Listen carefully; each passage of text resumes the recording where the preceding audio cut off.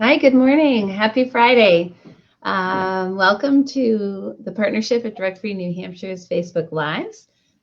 We host these Facebook Lives on Fridays and invite our community partners to come and highlight the work that they're doing and share with us about sort of the strategies and the work that is going on around the state to in the efforts of prevention and the whole continuum of care around substance use. So I'm excited today to have Michelle Lennon, the Executive Director of Archways, and I'm going to get right into it. And I'm going to have her introduce herself. Michelle, welcome and thanks for being with us. Thanks for having me. I am Michelle Lennon. I work for Archways. I've been the executive director here since its foundation. We actually started in a church basement, a group of concerned community members, I would say, that were really interested in kind of improving life for people in our community that were affected by poverty and addiction.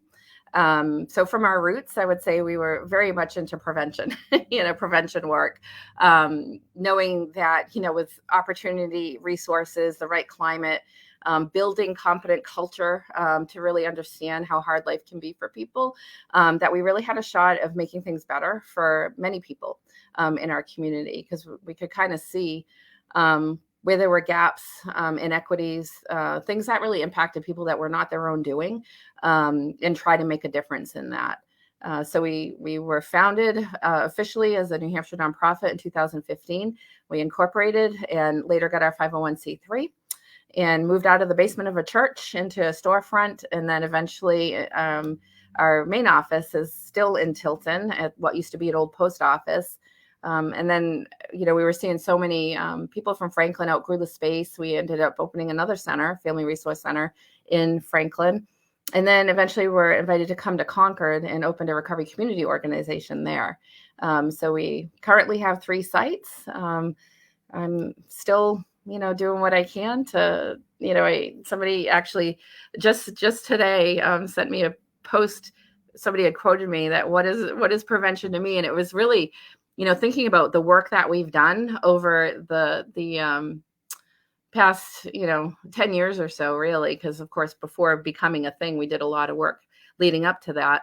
But I had said it's filling in gaps. It's being a 2-generational motivator and cheerleader, because I do think we work with parents, grandparents, and kids to make life better, to be an ally and confident, because I think sometimes it's really hard for families to say, this is what's going on and I need help. I know for me, pride was a big, big barrier for me to asking for help when I needed it.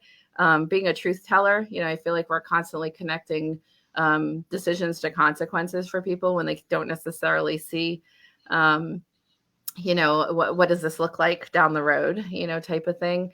So being that truth teller, role model, a mentor to people, I've been blessed with some pretty amazing mentors.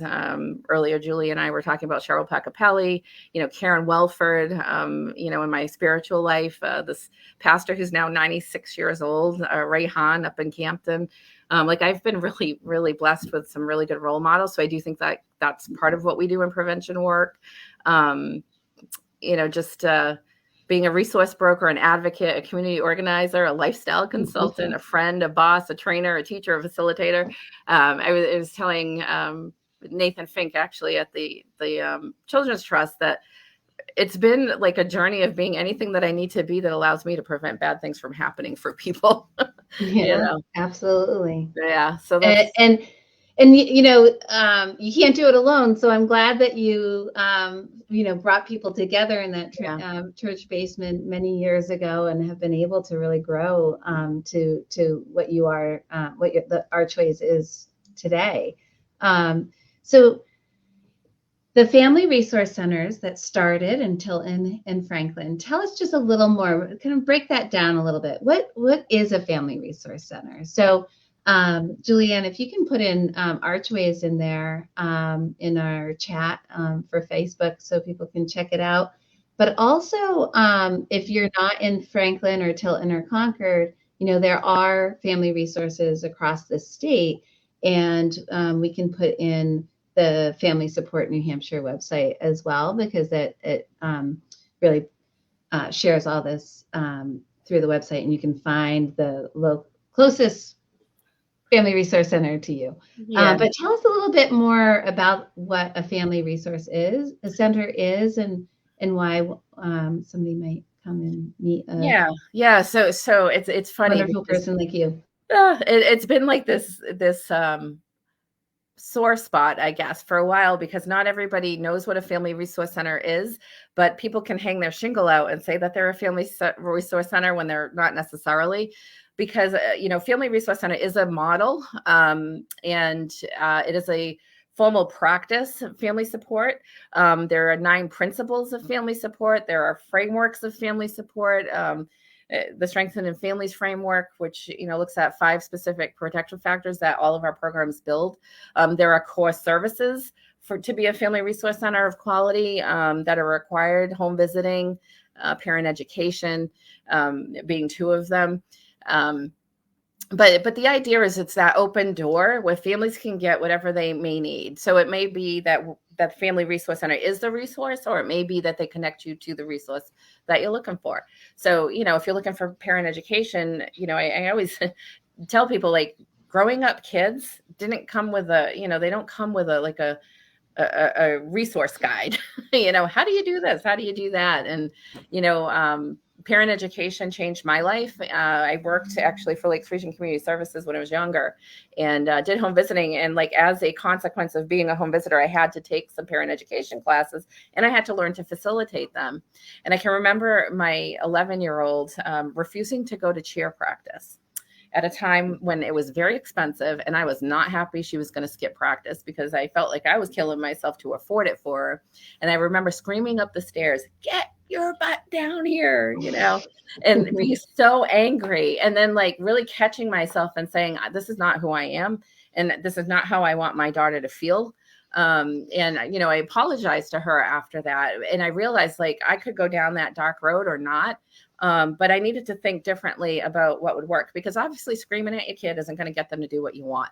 All it does is create more resistance, usually, or everybody being miserable in that situation. Right. And if they do it, if it does get them to do it, it's not for the right reasons, right? Yeah. It's out of fear, and it hurts the relationship and the bond, right? Yeah, all of that. Yeah. And I had taken a class, Active Parenting of Teens, and learn the value of if and then statements.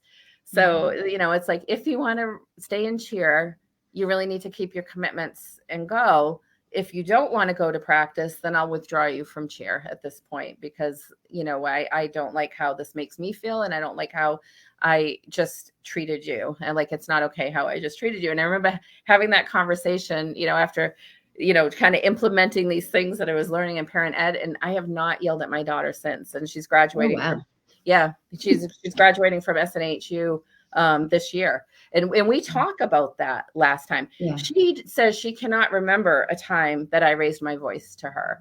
And that value of coming alongside my kids and showing them, just can't be overstated, because, what I found is by doing that work of parenting according to, these skills that I learned in parent education. She came home, from SNHU. She was going away for spring break. She wanted me to wax her eyebrows. She comes in, and, she helped me shovel. I didn't have to ask her. She helped me clean up the kitchen. I didn't have to ask her. She took care of the litter box. I didn't have to ask her. And I look back at the coming alongside time of growing her up, and how those principles came really from parent education. And then, so, very often I think we think of parent education as for families with problem children or parents that don't know how to parent. It's not that. It's get all the skills you can, because life will be easier. Yeah, absolutely. I taught parent ed too, and that's how we first met. And I absolutely agree. I was like, this is, we could all, everyone should have this, because it's just so wonderful. Yeah. And I feel parent, yeah.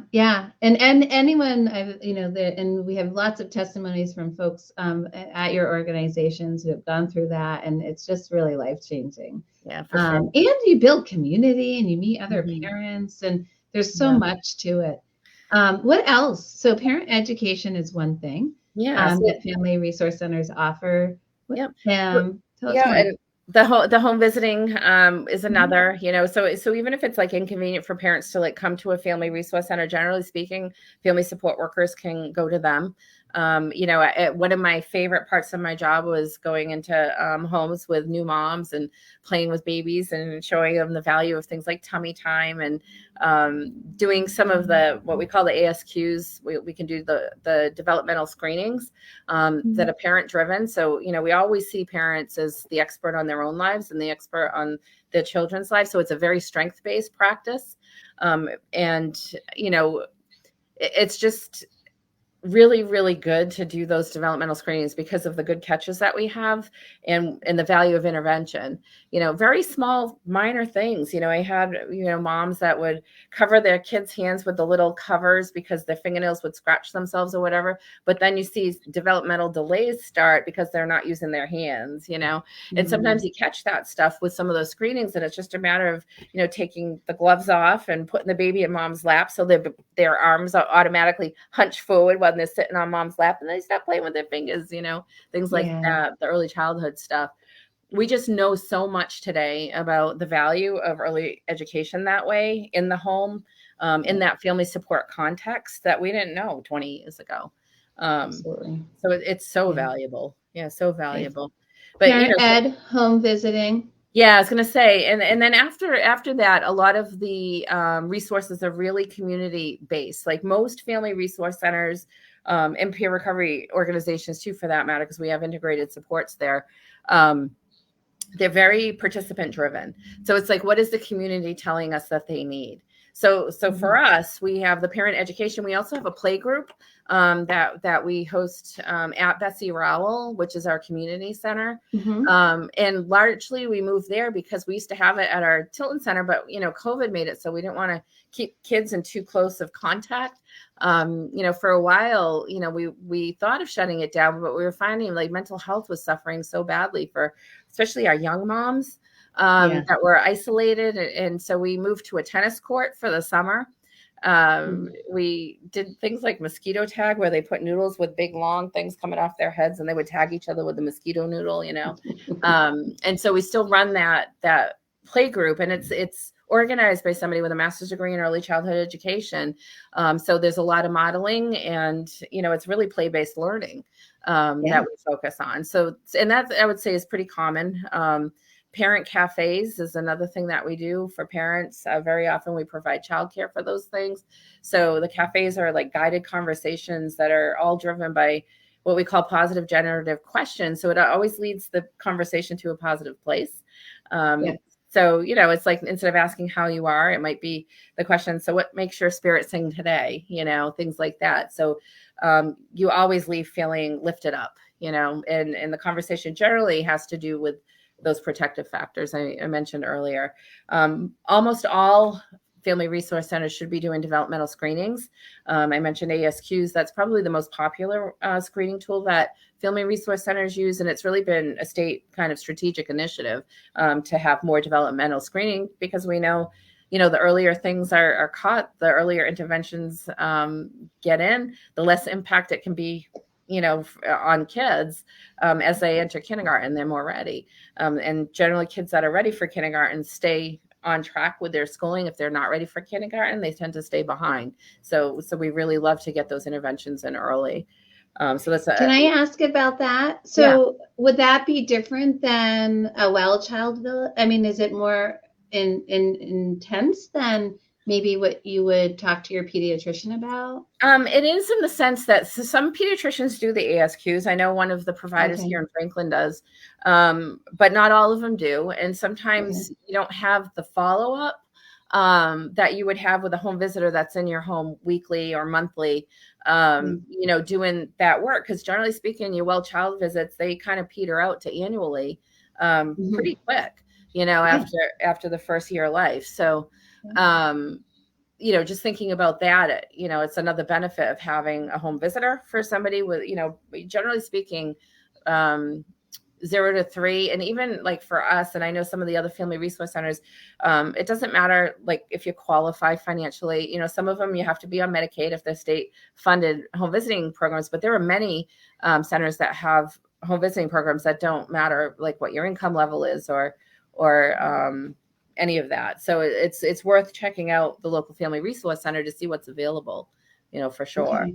Yeah. So could you come in just if you were like, I have some concerns about my kid, and I don't, my insurance won't cover another well child for a while, like that could be something. Yeah, absolutely. And we partner, like a lot of the family resource centers really work together so that we're not duplicating services within the same, relatively close areas. So for instance, like we're in Franklin right now, I'm sitting in Franklin, and Lakes Region Community Services has their Family Resource Center in Laconia.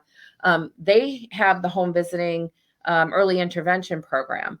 So if you were to walk into the Franklin Center, you said you had concerns about your child, and that you've already spoken to your pediatrician and they've done their screening. They say, well, everything's pretty much on track, but you still have some concerns. Our family support specialist could take them through a parent-driven screening of the ASQs. And then if anything is found that is just a little questionable, we can do a referral to early intervention and have a high-level screening by an early interventionist from Lakes Region Community Services, and they could set them up for a home visiting program. Because not all, like the thing with like the, I used earlier, that's not something a pediatrician necessarily would say is a problem, Right. But as a parent, and you care, you want to stack the deck in your kid's favor, so to speak, so that they're ready for kindergarten. We might be able to catch something and do something about it. I think another common one that I used to see is people using those jump up things and their hips being affected, or they're tiptoeing because they're not adjusted to the right height. And so all of a sudden they have issues with tendon growth, those kind of things. Like you don't know what you don't know, and it's not your fault. Right. Right. Right. And I remember going to Well Childs and do you have any concerns? I'm like, I don't know what to be concerned about. Right. Like, I don't know. Nothing's, but I don't know what's normal, or I don't know what's not. And, of course we don't want to over analyze and compare to other kids, but there's like knowledgeable stuff up on Google. Yeah. Or look stuff up on Google and think the sky is falling sometimes. Right. But being around knowledgeable people who know what the realm of, the breadth of normal is an opportunity for reassurance. And that in the home visiting, a home visit, through the family resource centers, there are evidence-based curriculums that we use for infants to, to age 5, some of them, there's Watch Me Grow, there's parents as teachers, like different curriculum. So it's not like these visits are just to sit and chat with somebody for an hour to see, what you're doing wrong or something. It's not like that at all. It's about enrichment activities and different things you can do with your kids that don't cost money, that will help improve their motor skills and their intellectual capacity for social emotional intelligence. That's a fancy word for saying getting along with other kids, and you as a parent. Yeah, absolutely. And, and I always go back to, some very basic things that were so important to me, like understanding that all behavior is communication. So if my 2-year-old is throwing a massive fit about something, he doesn't have the words to express what's going on inside of him right now. So I don't need to escalate and throw him in his room. I need to give him time to calm down so that I can find out, what is it that you need, honey? Because when kids get into that executive functioning is not working at all, and it's already pretty small in a 2-year-old, just beginning to develop, processing information can be really difficult. When you don't have the vocabulary to name it, it's even harder. So then, you see those fits, and it's like when you understand that, you don't take it personally, first of all, as a mother, right? But you can also help your child like so much better, learn how to use that emotional regulation and learn how to manage emotions. And that's like a big part of early childhood. So that kind of brings me to, a question I have, and this came up a lot when I was doing parent ed, which was for parents of teenagers. A lot of times those kinds of behaviors trigger your own past and your own, right? So you get angry, you're trying to teach your kid how to regulate their emotions, but yeah, like you were saying, when you yelled up that might need more help, right? That you might identify that as a parent, that's a really hard thing for you. Like that really sends you get nervous and your anxiety goes up. And so you get angry, or you get, does the family resource help, parents kind of with their own? Oh, yes. Yeah. Oh, yeah. I would say parent education, the parent cafes, just having a family support specialist to talk to kind of work through different, coping skills. I mean, I still rely on that stuff today. My kids are in their 20s, and absolutely. I was experiencing some frustration, that I just had somebody come in and clean on Sunday, and I come home and there's dishes on the counter, there's ice left in the thing and on the floor, and breadcrumbs where they cut some bread and just left it. And I said down the stairs, you need to come up here now, you need to clean up your ice, you need to clean up the counter, you need to put your dishes away now. And because I was bending over to pick up the ice with my computer in my hand. I just come in the door from work. I'm like, why am I picking up after this 22-year-old right now? And but I knew enough to just go upstairs and not confront him at that moment because I was so angry. Right. Yes. We can go upstairs when they're 23, but we can't go upstairs and leave a 2-year-old alone. Right. So I think, it's even more, it's helpful to have those, that community. And that one of the other things I learned, through was that the best thing that the parents always said was it was the community. Yeah. It was meeting other parents, hearing that they weren't alone with these struggles. And then that just, and out of that isolation, I think about how isolated I felt when I was a new mom. And I just know that's such a big piece of it. You're just, it can be so isolating. Yeah. And that is one of the 5 protective factors that Family Resource Centers focuses on, is healthy social connection. Because, it can be mommy and me. It can be just providing resources to like a mommy and me library hour somewhere, or,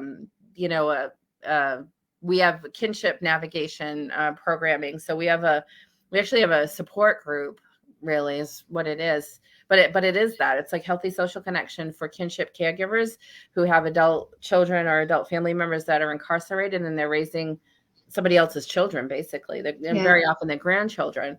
And you think about how stigma affects those families. First, you've got sometimes an adult child of your own that's affected by addiction, which is, pretty stigmatizing, both for the parent who raised them and for the individual themselves and for the children, right?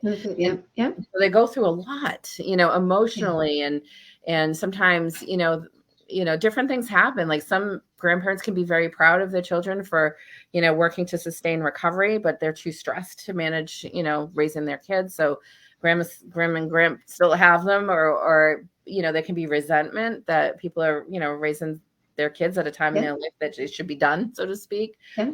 Or there can be so much love, but then, you get kids with problem behaviors. The level of stress in those homes can be really tough.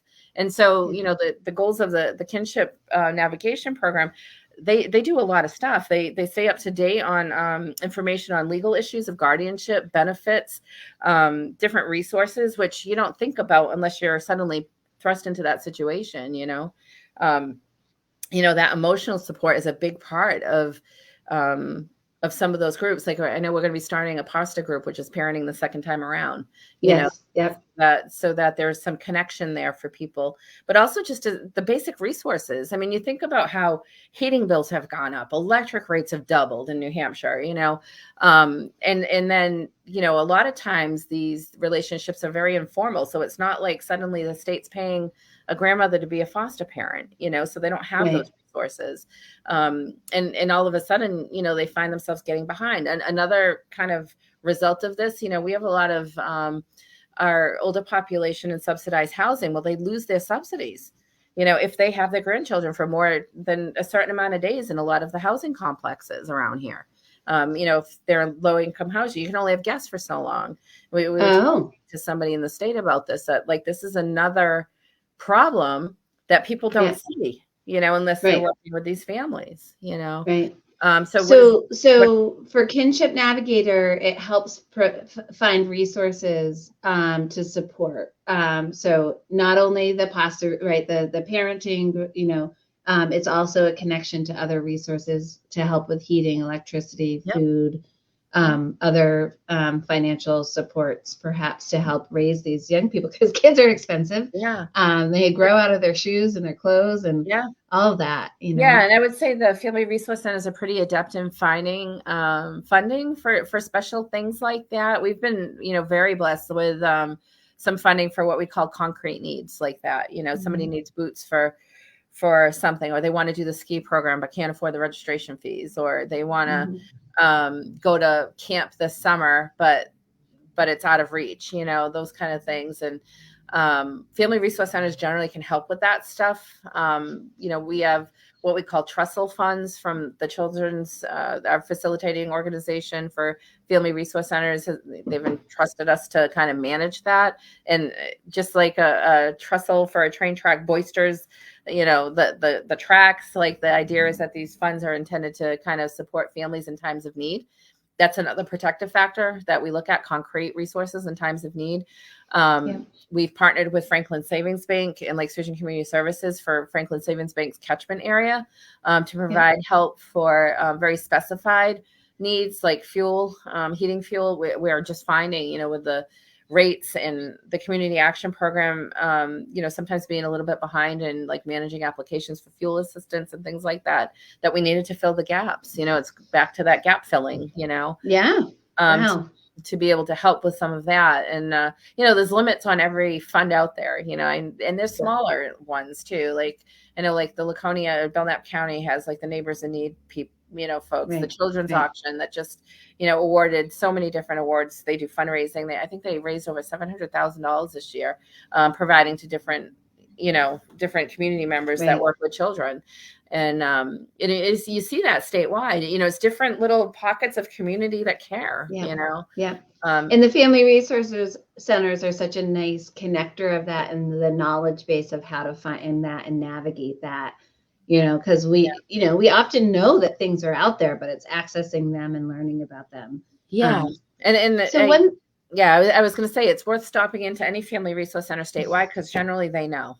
If they don't do it themselves, they'll know somebody that does. And even when we're too busy, like to take on stuff ourselves, we have so many collaborating partners that we know where to go. And, we were thinking about that. Our kinship program has grown so big that we're hiring another kinship navigator. In the meantime, we don't want to sacrifice quality service. So we're working with 2 other agencies that have kinship navigators to cover, the need to make sure that people don't go unserved. Right. And this is the program where if you are if you're taking care of a young and because their parents can't at the moment, that's what the Kinship Navigator is. That was the most inarticulate way of explaining the Kinship Navigator. You think of it, kinship caregivers are anybody that's not the biological parents, I would say, of a child. So it could be grandparents, aunts, uncles, friends, basically raising somebody else's kids. Yeah, thank you. That was very articulate. So you mentioned something earlier, and I mean, we obviously the supports and the connections and the resources that your Family Resource Centers have are amazing, and it's I really appreciate you sharing those. One thing you mentioned earlier was that there's also the Recovery Center and the connection between the Family Resource Center and recovery. So can you tell us a little bit more about that? Sure. So a number of things came out of our foundations, right? So coming from the basement of the church, we had a food pantry at the church. And what we were seeing was a lot of people that just needed a little bit of help to get on their feet. And they could kind of get out of that cycle of being stuck in poverty. One of the things that we were seeing was a lot of families affected by substance use, problematic substance use. and it was one of those things where people didn't really talk about it. There's so much shame and stigma around the disease of addiction. But my family has lived with this. But for whatever reason, like the shame and stigma, it doesn't hit me the same way. And I'm not sure why, other than maybe it's my education and family support work. But my husband had fallen 40 feet off a roof back in 2009 and became addicted to substances after being overprescribed OxyContin for well over a year due to his injury, and developed a disease of addiction. And, he's in recovery today, but it took a lot of support to be able to sustain recovery, multiple surgeries and support from a surgeon. We ran into so many problems with systems being not treating him well, withholding medical care based on the fact that he had the disease of addiction actually happened.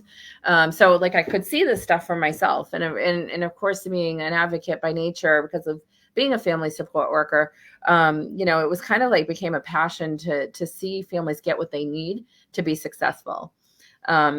And because I had that education and the ability to advocate and had all these different skills from the work, like my family stayed together. You know what I mean?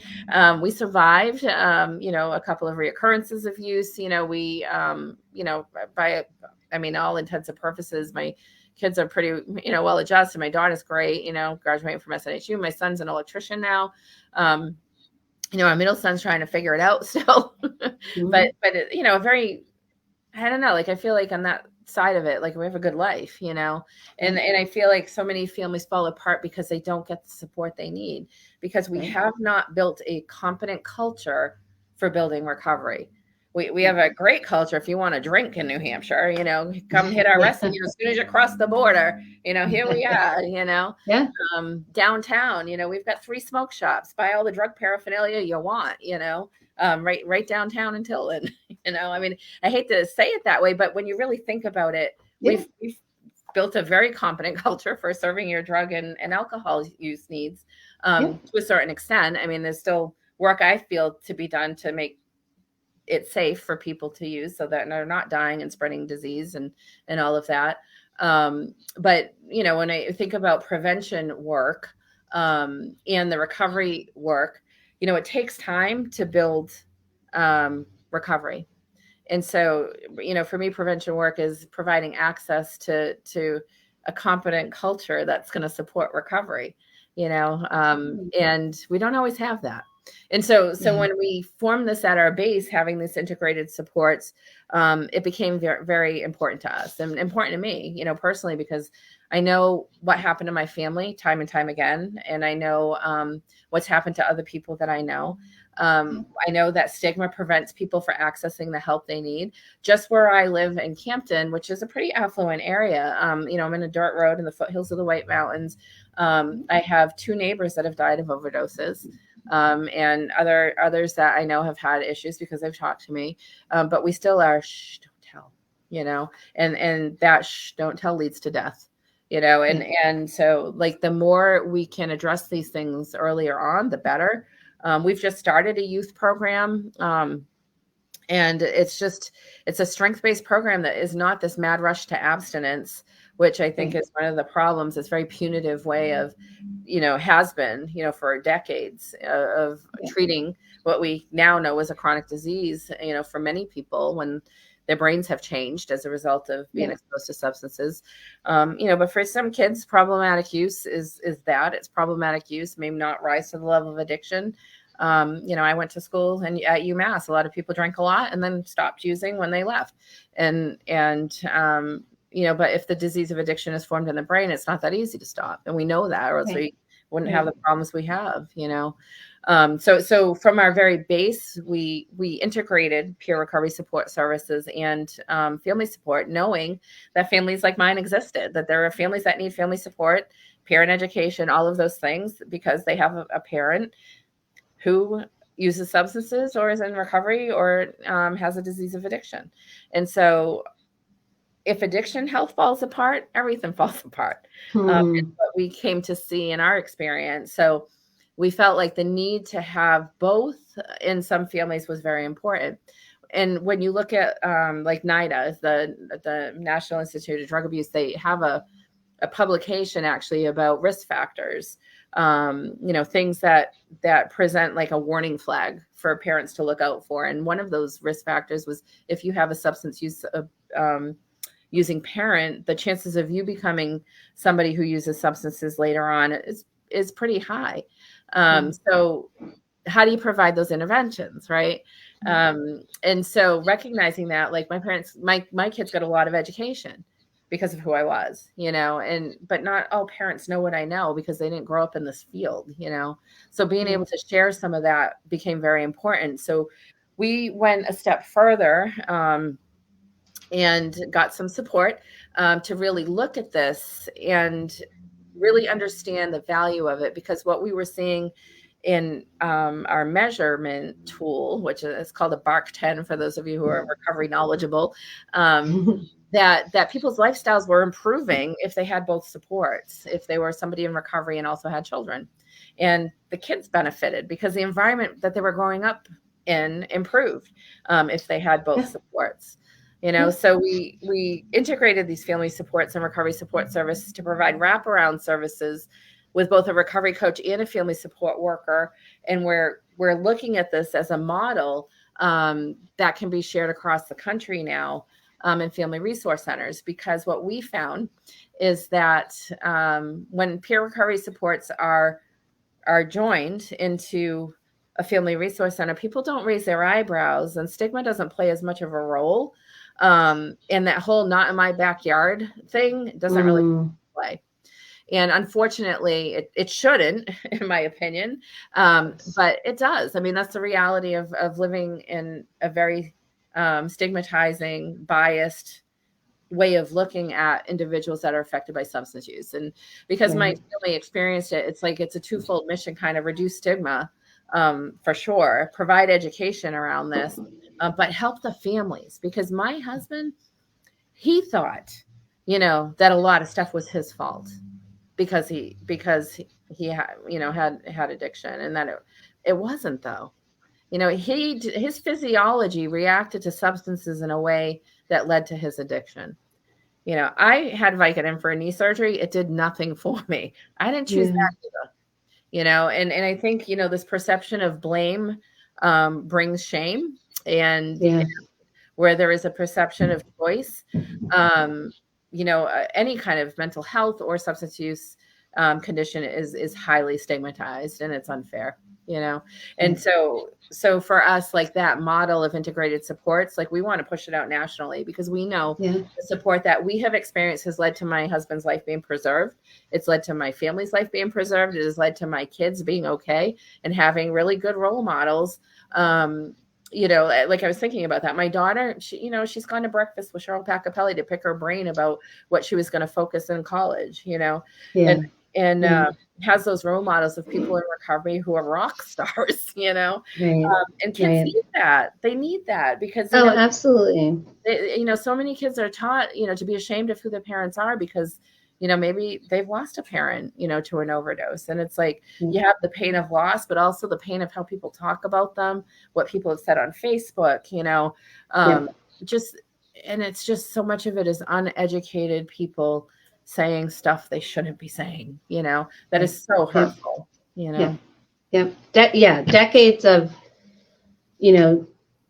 not lack of knowledge, lack of understanding, lack of opportunity to learn more about the science behind this and the reality around the circumstances that, and I think we were making a lot of progress, but there's so much to go. And I think this model is so important. And I think about, again, back to that, like individual ability to regulate and manage emotion and cope. And we think about how often alcohol or other substances are used. And, talk about, a culture of modeling that, every time you turn on the TV, it's like, how are you coping with a bad day? So you think about those struggles of parenting, right? That we've been talking about, how you can kind of lead to frustration or unknowing, feeling like maybe you don't know, and how many people cope. A lot of times they go hand in hand. And we've seen that, with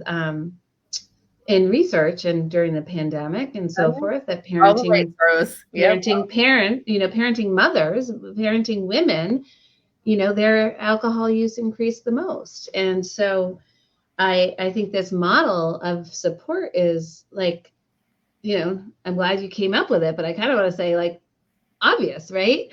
And then when a family is stressed, to have to go to two different places or two different things to get your supports for recovery or parenting. So bringing them together is just like, wrapping around those families, providing what they need, meeting them where they are. And I really, And they've been so grateful that you're doing it. Yeah, it's been just so misunderstood, like well-meaning. And I would say I was one of those people, right? I grew up in the just say no direct, generation, and thought people who use drugs were bad, and all of this. And then, when it happens to your family, then all of a sudden, well, I know my husband loves our children. I know that he loves me. I know that he's always wanted recovery, even when there's been reoccurrences. Like I've never doubted that. And figuring out what would work for him took multiple surgeries, support from Dartmouth, like for years, even today he's in Texas because warmer climates are better for him. The cold, aggravates his pain levels and stuff like that. So figuring out what works. And that is the thing that made the difference too. And I think having like a family support worker and somebody that really pay attention to addiction health at the same time, just kind of, again, it's like stacks the deck in your favor that you'll sustain recovery, because when you have the resources that you need to reduce stress and to reduce pain and coping skills that can be added on to, your repertoire, so that, because we don't often ask kids or adults for that matter, what did drugs do for you? Right. Because when we take away the drugs and the alcohol, what's going to be there to fulfill that need that was filling, and we don't ask that question sometimes, because we never ask that for young people, because we just say you're not supposed to do it, and we rarely ask. Yeah, that. And that's a whole nother topic. I really want to hear about your youth program, because I think it's an incredible opportunity. There's such a, you're in trouble, a whole nother topic for another day, Michelle. I'll have you on again.